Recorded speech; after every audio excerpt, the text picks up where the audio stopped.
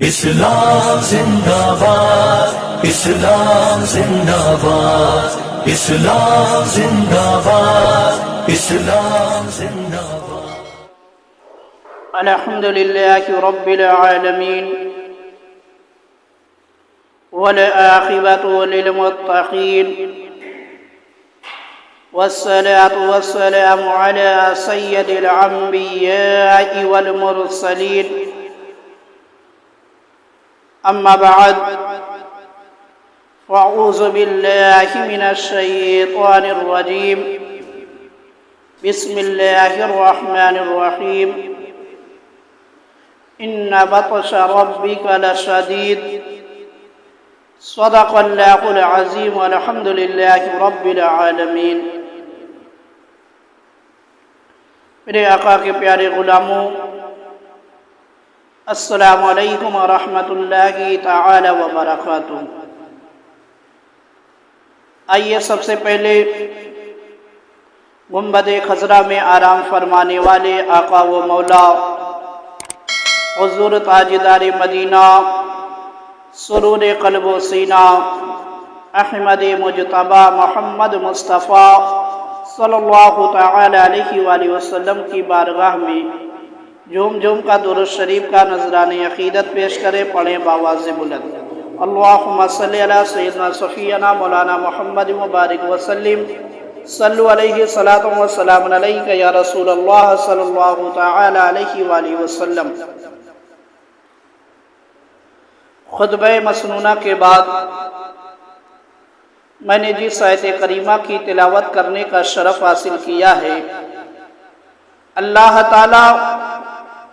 قرآن مجید کے اندر ارشاد فرماتا ہے، ان بطش ربک لشدید، یعنی اللہ کی پکڑ جو ہے بہت ہی سخت ہے۔ جب اللہ کسی کو پکڑنے پر آتا ہے تو اس کی پکڑ سے جو ہے کوئی بھی انسان بچ نہیں سکتا، اور اللہ تعالیٰ نے واضح کر کے بتا دیا کہ میری پکڑ جو ہے بہت ہی سخت ہے۔ اور اللہ کی پکڑ گناہوں پر ہوتی ہے۔ اللہ کی پکڑ گناہ والے جب ہم کوئی کام کرتے ہیں اس پر جو ہے اللہ کی پکڑ ہوتی ہے۔ اور اسلام کے اندر جو ہے گناہ دو طرح کے ہوتے ہیں۔ گناہ اسلام کے اندر دو طرح کے ہوتے ہیں، ایک گناہ کو جو ہے گناہ کبیرہ کہا جاتا ہے، اور ایک گناہ کو جو ہے گناہ صغیرہ کہا جاتا ہے۔ اور میرے مسلمان بھائیوں، دونوں گناہوں کا جو طریقہ ہے وہ الگ الگ ہے۔ جہاں پر توبہ کا طریقہ الگ ہے، معافی کا طریقہ الگ ہے، اسی طریقے سے گناہ صغیرہ اور گناہ کبیرہ جو ہیں ان کے کام بھی الگ الگ ہیں۔ گناہ صغیرہ تو جو چھوٹے گناہ ہیں وہ نماز، روزہ، زکوٰۃ، حج، ان سب عبادات کی برکتوں سے جو ہے معاف ہو جاتے ہیں۔ گناہ صغیرہ جو چھوٹے گناہ ہیں وہ ان عبادتوں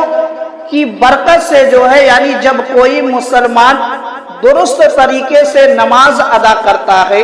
درست طریقے سے روزہ رکھتا ہے، درست طریقے سے جو ہے حج کو ادا کرتا ہے، ان عبادات کو جب مسلمان درست طریقے سے ادا کرتا ہے تو ان عبادتوں کی برکت سے جو ہے گناہ صغیرہ جو ہے معاف ہو جاتے ہیں۔ مگر گناہ کبیرہ کے لیے شرط یہ ہے کہ اگر آپ نے جو ہے کسی کا حق مارا ہے تو اس کے لیے جو ہے پہلے آپ کو جو ہے اس سے جو ہے معافی لینی پڑے گی، پھر اس کے بعد جب آپ اللہ کی بارگاہ میں جو ہے توبہ کریں گے تب جو ہے آپ کے گناہ معاف ہوں گے۔ گناہ کبیرہ کے لیے حق تلفی اگر ہم نے کی یا کوئی ایسا ہم نے کام کیا جو گناہ کبیرہ ہے، شریعت کے اندر جس گناہ کو گناہ کبیرہ بتایا گیا ہے تو گناہ کبیرہ کے لیے جو ہے اگر ہم نے کسی کا حق مارا ہے یا ہم نے کسی پر ظلم کیا ہے تو پہلے اس انسان سے معافی لینی پڑے گی، پھر اس کے بعد جو ہے اللہ کی بارگاہ میں توبہ کرنا پڑے گا، تب جو ہے میرا مولا گناہ کبیرہ کو معاف فرمائے گا۔ تو معلوم کیا ہوا، گناہ صغیرہ اور گناہ کبیرہ جو ہے دونوں کی معافی کا جو طریقہ ہے وہ الگ الگ ہے۔ اب دیکھو میرے مسلمان بھائیوں، دو باتیں جو ہے ہمیشہ یاد رکھنی چاہیے۔ پہلی بات یہ کہ صغیرہ گناہ پر جو ہے اگر کوئی شخص جو ہے اصرار کرتا ہے، یعنی بار بار گناہ صغیرہ کو کوئی انسان کرتا رہتا ہے تو وہ گناہ جو ہے گناہ کبیرہ ہو جاتی ہے۔ یعنی اگر ہم نے گناہ صغیرہ کو بار بار کیا تو وہی گناہ جو ہے گناہ کبیرہ بن جائے گا۔ بار بار ہمارے کرنے سے وہ گناہ جو ہے گناہ صغیرہ جو ہے وہ گناہ کبیرہ ہو جائے گی۔ اور دوسری بات یہ کہ جن گناہوں کا تعلق جو ہے بندوں کے حقوق سے ہے ان میں توبہ کے ساتھ ساتھ جو ہے تلافی کی خاطر حق کی ادائیگی یا صاحب حق سے جو ہے معافی کرانا بھی لازم ہے۔ یہ دو باتیں جو ہے ہمیشہ یاد رکھنے والی ہیں۔ گناہ کبیرہ چھوٹا گناہ اور گناہ صغیرہ بڑا گناہ، اور دونوں پر جو ہے اللہ و رسول کی ناراضگی، یعنی یہ دونوں گناہ چاہے گناہ کبیرہ ہو یا گناہ صغیرہ ہو، دونوں گناہ جو ہے اللہ کی ناراضگی کا باعث ہے۔ دونوں گناہ اللہ کی ناراضگی کا باعث ہے، اس لیے ضروری ہے کہ گناہوں کی پہچان اور ان کے بارے میں جو ہے معلومات حاصل کی جائے۔ جب ہم یہ جانیں گے کہ یہ کام جو ہے غلط ہے، یہ کام جو ہے گناہ صغیرہ ہے، یہ کام جو ہے گناہ کبیرہ ہے، تو ہم اس سے بچیں گے۔ تو بچنے کے لیے جو ہے علم کا ہونا ضروری ہے، علم کا ہونا ضروری ہے۔ تو میرے مسلمان بھائیوں، ہم کو یہ چاہیے کہ ہم جو ہے اس علم کو بھی سیکھیں، اس علم کے بارے میں بھی جانیں۔ اب دیکھو گناہ کبیرہ کہتے کس کو ہے؟ گناہ کبیرہ جو ہے جو شخص گناہوں میں سے کسی ایسے گناہ کا ارتکاب کرے، جو شخص گناہوں میں سے کسی ایسے گناہ کا ارتکاب کرے جس کا بدلہ جو ہے دنیا میں حد ہے، یعنی سزا ہے۔ اللہ تعالیٰ نے جس کی سزا جو ہے دنیا میں مقرر کر دی ہے، جیسے قتل کی سزا جو ہے اسلام کے اندر مقرر کی گئی ہے، زنا کی سزا جو ہے اسلام کے اندر دنیا میں ہی مقرر کی گئی ہے، چوری کی سزا جو ہے دنیا کے اندر ہی اسلام نے مقرر کر دی ہے۔ تو ایسا کوئی کام اگر انسان کرتا ہے تو یہ گناہ کبیرہ کہلائے گا۔ جس کی حد جو ہے مقرر کی گئی ہے دنیا کے اندر، وہ گناہ جو ہے گناہ کبیرہ ہے۔ یا ایسا گناہ جس کے متعلق جو ہے آخرت میں عذاب یا غضب الہی کی وعید ہو، یعنی میرے آقا نے سرکار دو عالم صلی اللہ تعالی علیہ وآلہ وسلم نے یہ بتایا ہو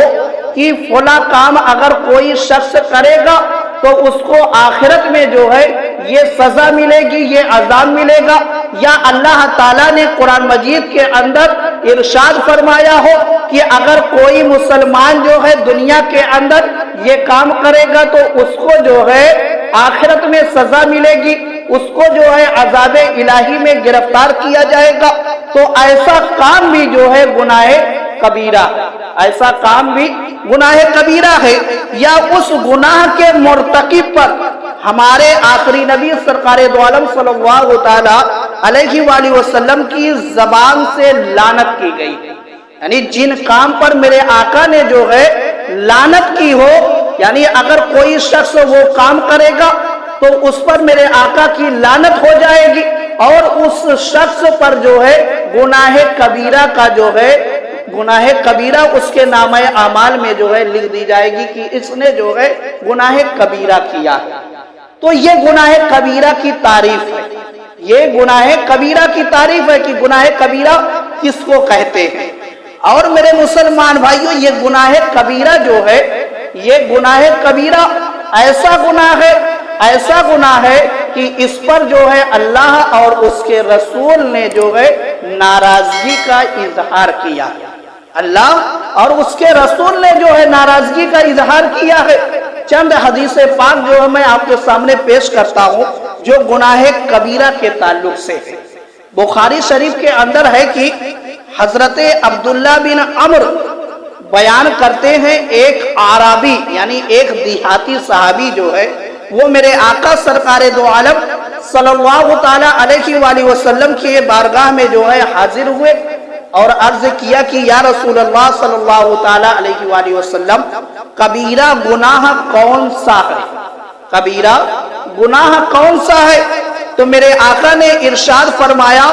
اللہ تعالیٰ کے ساتھ جو ہے شریک کرنا۔ یہاں پر شریک وہ شریک نہیں جو کفر کر دیتا ہے، بلکہ شریک یعنی شرک کی جو ہے دو قسمیں بتائی گئی ہیں، ایک شرک جلی، ایک شرک خفی۔ وہ شریک جیسے ہم عبادت تو کرتے ہیں مگر فلاں شخص کو دکھانے کے لیے کرتے ہیں، فلاں شخص کو دکھانے کے لیے کرتے ہیں۔ ہم کوئی ایسا اچھا کام کرتے ہیں، جیسے مثال کے طور پر ہم نے مسجد میں جو ہے چندہ تو دیا، مسجد میں چندہ تو دیا مگر ہماری نیت کیا ہے؟ لوگ ہم کو سیٹ کہے، یعنی ریاکاری کے لیے کوئی ایسا کام کیا جو دینی کام تھا، تو اس نے جو ہے شریک کیا، اس نے کسی شخص کو جو ہے اللہ کی عبادت میں شریک کر لیا۔ تو ایسا کام کرنے والا جو ہے میرے آقا فرماتے ہیں کہ اس نے جو ہے گناہ کبیرہ کیا، اس نے گناہ کبیرہ کیا۔ اور آگے میرے آقا فرماتے ہیں اس نے جو ہے پھر عرض کی، پھر پوچھا کہ یا رسول اللہ اور آپ بتائیں، تو میرے آقا نے فرمایا کہ والدین کی نافرمانی کرنا، والدین کی نافرمانی کرنا بھی جو ہے گناہ کبیرہ ہے، گناہ کبیرہ ہے۔ اب پھر اسی صحابی نے جو ہے پوچھا کہ یا رسول اللہ اور گناہ کبیرہ کے بارے میں کچھ بتائیں، تو میرے آقا نے پھر ارشاد فرمایا، جھوٹی قسم کھانا، جھوٹی قسم کھانا بھی جو ہے گناہ کبیرہ ہے، جھوٹی قسم کھانا بھی گناہ کبیرہ ہے۔ آج یہ چیز ہمارے معاشرے میں بہت عام ہے کہ لوگ بات بات پر جو ہے قسم کھاتے ہیں۔ ان کو جو ہے اس حدیث پاک سے سبق لینا چاہیے کہ وہ جو جھوٹی قسم بار بار کھا رہے ہیں وہ گناہ کبیرہ کر رہے ہیں، اور گناہ کبیرہ کی وجہ سے اللہ اور اس کے رسول کو جو ہے ناراض کر رہے ہیں، اللہ اور اس کے رسول کو ناراض کر رہے ہیں۔ تو میرے آقا نے فرمایا کہ اللہ تعالیٰ کے ساتھ شریک کرنا، والدین کی نافرمانی کرنا، جھوٹی قسم کھانا، یہ جو ہے گناہ کبیرہ ہے، گناہ کبیرہ ہے۔ اور دوسری حدیث پاک کے اندر ہے جو بخاری شریف کے اندر موجود ہے کہ حضرت عائشہ صدیقہ رضی اللہ تعالی عنہ سے روایت ہے کہ نبی اکرم صلی اللہ تعالی علیہ وآلہ وسلم نے ارشاد فرمایا، جس نے کسی کی بالشت برابر جو ہے زمین ظلماً قبضے میں لے لی، بالشت کا مطلب ایک بتہ، بالشت کا مطلب ایک بتہ جو ہے، اگر کسی نے کسی کی زمین جو ہے ظلماً قبضہ کر لیا اس پر ظلم کی وجہ سے، تو میرے آقا فرماتے ہیں تو اللہ تعالیٰ اسے جو ہے 7 زمینوں کا طوق پہنائے گا، 7 زمینوں کا طوق پہنائے گا۔ یعنی اگر کسی انسان نے جو ہے دنیا کے اندر کسی غریب یا کسی کمزور پر ظلم کرتے ہوئے اس کی صرف جو ہے ایک بالشت زمین دبا لی، صرف ایک بالشت زمین جو ہے دبا لی، تو میرے آقا فرماتے ہیں کہ کل بروز حشر جو ہے اس کے گلے میں 7 زمین کو طوق بنا کر اس کے گلے میں جو ہے لٹکا دیا جائے گا۔ اب سوچو میرے مسلمان بھائی، آج 1 کلو مٹی اٹھانی پڑتی ہے تو ہم پریشان ہو جاتے ہیں، 1 کلو 2 کلو 4 کلو مٹی اٹھانی پڑ جائے تو آدمی پریشان ہو جاتا ہے۔ اور جب اسی زمین کو، ساتوں زمین کو توق بنا کر ہمارے گلے میں ڈال دیا جائے گا، پھر ہماری کیا کیفیت ہوگی؟ تو میرے مسلمان بھائیوں، یہ دیکھنے میں جس کو ہم بہت معمولی گناہ سمجھ رہے ہیں، مگر یہ حقیقت میں جو ہے گناہ کبیرہ ہے، گناہ کبیرہ ہے۔ اور یہ بیماری جو ہے آج مسلمانوں کے اندر اتنی کثرت سے پائی جا رہی ہے کہ زمین ہی کی وجہ سے جو ہے بھائی بھائی میں اختلاف ہو رہا ہے، زمین ہی کی وجہ سے بھائی بھائی میں اختلاف ہو رہا ہے، پڑوسی میں اختلاف ہو رہا ہے، یہاں تک کہ زمین کے لیے جو ہے ایک سگا بھائی دوسرے بھائی کا قتل کرنے پر آمادہ ہو جاتا ہے۔ میرے مسلمان بھائیوں، یہ ایسا گناہ ہے، کبھی بھی جو ہے آپ زمین کے لیے اختلاف نہ کریں، بلکہ اگر آپ کا حق ہے تو آپ اپنے حق کو لیں، اگر آپ کا حق نہیں ہے ظلماً جو ہے کسی کی زمین کو نہ پنائے۔ آپ دنیا میں تو لے لیں گے، مگر کل بروز حشر جو آپ کو عذاب اٹھانا پڑے گا، جو اللہ تعالیٰ ساتوں زمین کو توق بنا کر آپ کے گلے میں ڈال دے گا، آپ کے اندر اتنی طاقت نہیں ہے کہ آپ اس عذاب الہی کو اٹھا سکیں۔ اس لیے دنیا میں ہی ابھی غنیمت ہے، ابھی ہمارے پاس موقع ہے کہ ہم اس کام سے باز رہیں۔ اور دیکھو میرے مسلمان بھائیوں، نسائی شریف کے اندر ہے کہ حضرت عبداللہ بن عمر سے روایت ہے کہ حضور اقدس صلی اللہ تعالیٰ علیہ وآلہ وسلم نے ارشاد فرمایا، تین طرح کے لوگ جو ہے ایسے ہیں کہ اللہ تعالیٰ قیامت کے دن جو ہے ان کی طرف نظر رحمت نہیں فرمائے گا۔ قیامت کے میدان میں تین شخص ایسے ہوں گے کہ جن کی طرف جو ہے اللہ تعالیٰ نظر رحمت نہیں فرمائے گا۔ پہلا شخص والدین کا نافرمان،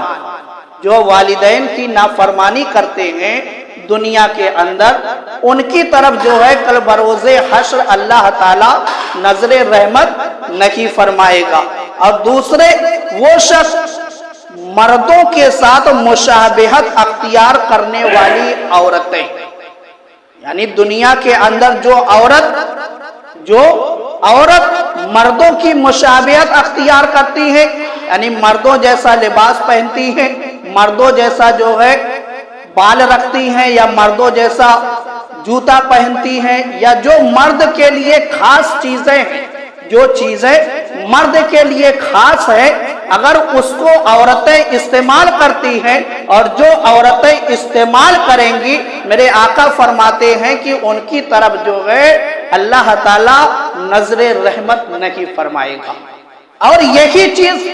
مردوں پر بھی ہے، یہی چیز مردوں پر بھی ہے۔ جو مرد جو ہے عورتوں کی مشابہت اختیار کرتا ہے، جو مرد عورتوں کی مشابہت اختیار کرتا ہے، اس کی طرف بھی جو ہے اللہ تعالیٰ نظر رحمت نہیں فرمائے گا۔ اب مرد عورت کی کیا مشابہت اختیار کرتے ہیں؟ جیسے عورتوں جیسا بال رکھنا، عورتوں جیسا بال رکھنا، یا جو چیزیں عورتوں کے لیے خاص ہیں، جیسے زیورات عورتوں کے لیے خاص ہیں، آج مرد فیشن میں پہنتے ہیں، جیسے سونے کی انگوٹھی جو ہے عورت کے لیے خاص ہے، آج ہم اس کو جہیز میں مرد کو دیتے ہیں۔ تو یہ چیزیں جہاں پر جو ہے گناہ کبیرہ ہے، جہاں پر یہ چیزیں گناہ کبیرہ ہے، وہیں پر جو ہے اللہ کی نظر رحمت سے دور بھی کرنے والی ہے، وہیں پر نظر رحمت سے، اللہ کی نظر رحمت سے دور بھی کرنے والی ہے۔ اس لیے میرے مسلمان بھائیوں، کبھی بھی جو ہے نہ عورت کو جو ہے مرد کی مشابہت اختیار کرنی چاہیے، اور نہ مرد کو جو ہے عورت کی مشابہت اختیار کرنی چاہیے۔ اور تیسرے شخص کے بارے میں میرے آقا نے فرمایا کہ تیسرا وہ شخص ہے جو دیوس ہے، جو دیوس ہے۔ دیوس کہتے کس کو ہے؟ دیوس جو ہے اس شخص کو کہا جاتا ہے جو شخص یہ جانتا ہے کہ میری بیٹی جو ہے کھلے عام بازاروں میں گھومتی ہے، مگر پھر بھی جو ہے وہ اپنی بیٹی کو گھومنے سے منع نہیں کرتا۔ جو شخص یہ جانتا ہے کہ میرے گھر میں جو ہے غیر محرموں کا آنا جانا ہے، میرے گھر میں جو ہے غیر محرموں کا اٹھنا بیٹھنا ہے، پھر بھی وہ شخص جو ہے آنے جانے سے روک نہیں لگاتا، اپنی بہن بیٹیوں کو اس غیر محرم کے سامنے جو ہے پیش کرتا ہے، تو میرے آقا فرماتے ہیں ایسا شخص جو ہے دیوس ہے، ایسا شخص دیوس ہے۔ اور اس شخص کو دیوس کہا جاتا ہے جو شخص یہ جانتا ہے کہ میری بیوی جو ہے شریعت کے خلاف بازاروں کی زینت بن رکھی ہے یا ادھر ادھر آ اور جا رکھی ہے، جو شریعت نے پابندی پردے کی لگائی ہے اس کا خیال نہیں کرتی ہے، مرد یہ جان رہا ہے پھر بھی جو ہے اپنی بیوی کو اس کام سے نہیں روک رہا ہے، تو ایسے شخص کو جو ہے میرے آقا نے دیوس کہا، میرے آقا نے دیوس کہا ہے۔ تو میرے مسلمان بھائیوں، میرے آقا نے فرمایا کہ دیوس کی طرف جو ہے اللہ تعالیٰ نظر رحمت کو نہیں فرمائے گا، اور جس کو اللہ کی نظر رحمت نہیں ملی میرے مسلمان بھائیوں، وہ شخص جو ہے ہرگز کامیاب نہیں ہو سکتا۔ ہم عمل کی وجہ سے ہرگز جنت میں نہیں جا سکتے، ہم نماز روزے کی وجہ سے ہرگز جو ہے جنت میں نہیں جا سکتے، ہاں ان عبادات سے جو ہے اپنے مولا کو راضی کر سکتے ہیں، اور جب میرا مولا جو ہے ہم سے راضی ہو جائے گا تو وہ اپنے فضل و کرم سے جو ہے ہم کو جنت میں ڈالے گا، یعنی ہم جنت میں جائیں گے تو اللہ کے فضل و کرم سے جائیں گے۔ تو جب اللہ کا فضل و کرم جو ہے ہم کو نہیں ملے گا، اللہ کی نظر رحمت نہیں ملے گی، تو ہم ہرگز جو ہے جنت میں نہیں جا سکتے ہیں، اور جب جنت میں نہیں جائیں گے تو ایک ہی ٹھکانہ بچتا ہے، وہ ہے جہنم، یعنی ہم جہنم میں چلے جائیں گے۔ تو میرے مسلمان بھائیوں، یہ تین مرد ایسے ہیں جن کے بارے میں میرے آقا نے فرمایا۔ آخری حدیث پاک سن لیں، ترمذی شریف کے اندر ہے کہ حضرت ابو موسیٰ اشعری رضی اللہ تعالی عنہ سے روایت ہے کہ حضور اقدس صلی اللہ تعالی علیہ وآلہ وسلم نے ارشاد فرمایا، سونا اور ریشم پہننا میری امت کے مردوں پر حرام اور عورتوں کے لیے حلال۔ میرے آقا نے فرمایا سونا اور ریشم، جو کپڑا ریشم کا ہوتا ہے، وہ جو ہے میرے آقا نے فرمایا میری امت کے مردوں پر جو ہے حرام ہے، یعنی مرد ان چیزوں کو جو ہے استعمال نہیں کر سکتا، اور عورتوں کے لیے حلال ہے۔ اب میرے مسلمان بھائیوں، ہمارے نوجوان جو ہے فیشن میں جو ہے سونے کو پہنتے ہیں، چاندی اور سونے کو جو ہے لوگ فیشن میں جو ہے پہننے لگے، اور اتنا عام کر دیا ہے کہ اب دیکھنے میں ایسا محسوس ہی نہیں ہوتا کہ یہ چیز جو ہے اسلام کے اندر حرام ہے، اور اتنی کثرت سے مسلمان اس چیز کو لے آئے اپنے درمیان کہ اس کو جو ہے جہیز کا ایک حصہ بنا دیا، اس کو جہیز کا ایک حصہ بنا دیا۔ اب باقاعدہ لوگ جو ہے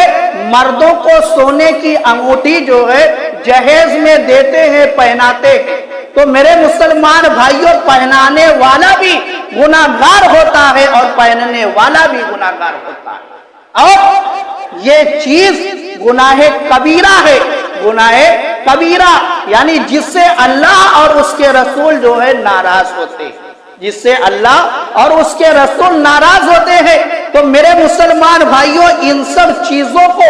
جاننا کہ جو چیزیں جو ہے اسلام کے اندر گناہ کبیرہ ہے بہت زیادہ ضروری ہے، کیونکہ گناہ کبیرہ سے جو ہے میرا مولا ناراض ہوتا ہے اور اس کا رسول بھی ناراض ہوتا ہے، اور جس سے اللہ و رسول ناراض ہو جائے وہ شخص جو ہے نہ دنیا میں کامیاب ہو سکتا ہے اور نہ آخرت میں کامیاب ہو سکتا ہے۔ اللہ تعالیٰ کی بارگاہ میں دعا ہے کہ مولا ہم سب کو عمل کرنے کی توفیق عطا فرما۔ وآخر دعوانا الحمدللہ رب العالمین۔